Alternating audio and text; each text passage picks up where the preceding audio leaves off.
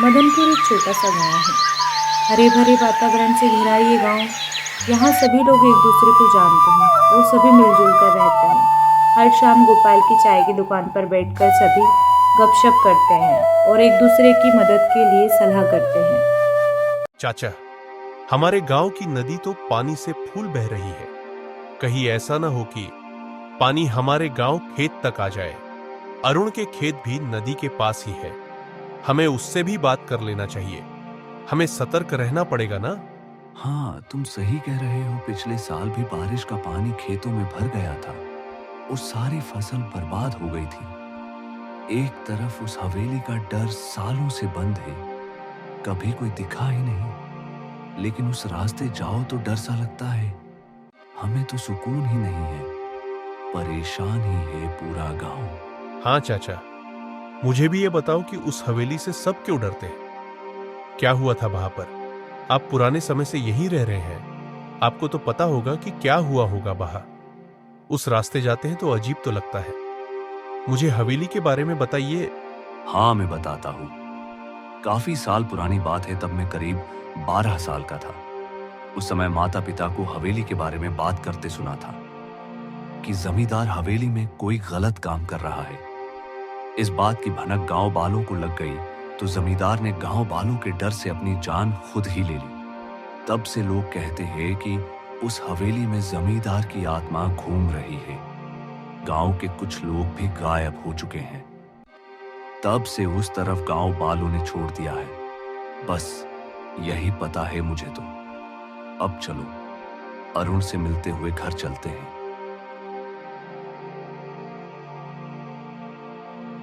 अरुण, क्या हुआ? यहाँ खड़े होकर क्या सोच रहे हो? हम तो खेती और गांव की परेशानी के बारे में सोच रहे थे। तुम क्या सोच रहे हो, बताओ भाई। कुछ नहीं भाई, मैं अपने खेत की तरफ जा रहा था। मेरी पत्नी भी खेत पर ही है। मैंने सोचा मैं भी फसल को देखा। मौसम खराब हो रहा है, बारिश आ सकती है। ठीक है भाई लोग, आप चलिए, शाम को मिलते हैं। नदी में पानी भी पत्नी की बात मानकर अरुण सरपंच जी के घर चल दिया। रास्ते में जाते हुए अरुण बहुत चिंता कर रहा था। किससे मदद मांगे उसे कुछ समझ नहीं आ रहा था।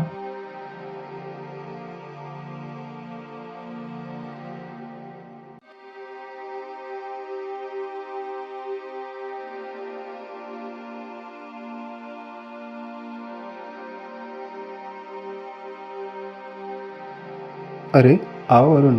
कैसे हो? कैसे आना हुआ? तुम तो आजकल दिखाई नहीं देते हो। घर में बीवी बच्चे सब ठीक है ना? कोई समस्या तो नहीं है? सरपंच जी, मैं भी आपसे इसी बारे में बात करने आया हूँ। समस्या का तो आप पूछो ही मत। मुझे तो लगता है भगवान ने सारी परेशानी मेरे ही घर में लिख दी है। आपको तो पता ही, बहुत ही बढ़िया बना है राजा की माँ। तुम्हारे हाथ के दाल चावल तो बहुत ही लाजवाब लगते हैं। अच्छा ये बताओ, घर में और कितना राशन रखा है? दाल चावल तो हैं थोड़े और, लेकिन आटा और राशन अब कुछ खास नहीं बचा। अब दाल चावल खाकर बच्चे थक भी गए हैं। पानी की वजह से खेतों की फसल नष्ट हो रही है। साल भर का अनाज आधे साल में ही खत्म हो जाता है। बच्चे आधे भूखे सो जाते हैं। घर में भी एक साल और निकालना मुश्किल है। आप कुछ करते क्यों नहीं? जाइए किसी से मदद मांग लीजिए। हमें किसी की पक्की छत के नीचे रहने को मिल जाए। मैंने सुना है अपने गांव के दूसरे हिस्से में एक हवेली है। क्या हम उसमें रह सकते हैं? उस हवेली में अब कोई भी नहीं रहता। मैं एक दिन उस हवेली के पास से निकली, तब मैंने देखा कि वो हवेली बहुत बड़ी है। क्या अपन उसमें रह सकते हैं? गांव के मुखिया से बात क्यों नहीं करते? तुम उस हवेली के पास क्यों गई थी? उस हवेली में कोई बुरी शक्ति रहती है? गांव के किसी भी व्यक्ति को बाहर जाना मना है और हम उस हवेली कभी नहीं जाएंगे। वो जगह ठीक नहीं है।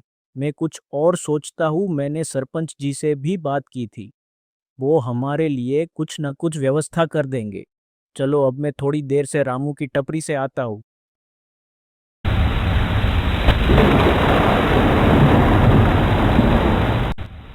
और भाई अरुण, कैसे हो तुम लोग? इस साल तुम्हारे खेत में फसल कैसी आई है? तुम लोग बड़े नसीब वाले हो। पुरखों की ज़मीन है और हर साल लाखों की फसल निकलती। बड़े मज़े का जीवन है तुम्हारा। पनी की वजह से पूरी फसल खराब हो गई है। जब बारिश होना चाहिए तो होती नहीं, और फसल पकने के टाइम भरी बारिश होने लगती है। अनाज का एक दाना काम नहीं आता। लाखों तो छोड़ो, लागत भी निकलना मुश्किल हो जाती है। मज़े तो तुम लोगों के हैं। अच्छी नौकरी है, किसी नुकसान का डर नहीं है, पूरा पैसा बचता है। हमारे तो सारे काम कर्ज लेकर होते हैं। अरे भाई, हमारी भी कोई इतनी बड़ी नौकरी नहीं है। महीने की आखिरी तारीख आते आते तनख्वाह ही खत्म हो जाती है। पैसे बहुत संभल के खर्चा करना पड़ता है। बच्चों को कुछ खाने का मन करता है और हम कुछ और ही खिलाते हैं। पैसा तो बड़ी नौकरी वालों के पास होता है।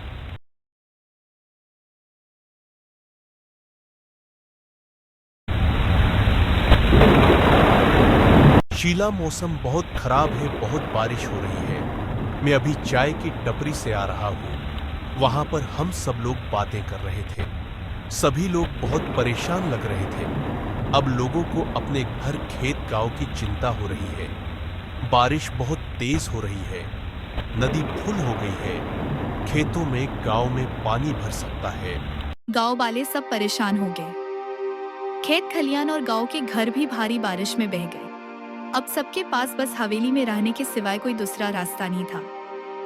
सब लोग हवेली जाने लगे। सरपंच जी, हमने पहले ही कहा था, हमारे रहने के लिए व्यवस्था कर दीजिए। बारिश बहुत जोर की हो रही है खेतों में, गांव में और बहुत से घरों में पानी आ गया है। कुछ ही देर में हमारे घर के अंदर भी पानी आने वाला है। हाँ भाइयों, हमारा गांव परेशानी में है। सबकी सुरक्षा मेरी जिम्मेदारी है। बारिश तो रुकने का नाम नहीं ले रही है। क्या करे वकील बाबू, आप ही बताएं। हाँ वकील बाबू, आप हमारी मदद कीजिए। इस परेशानी से कैसे बचे?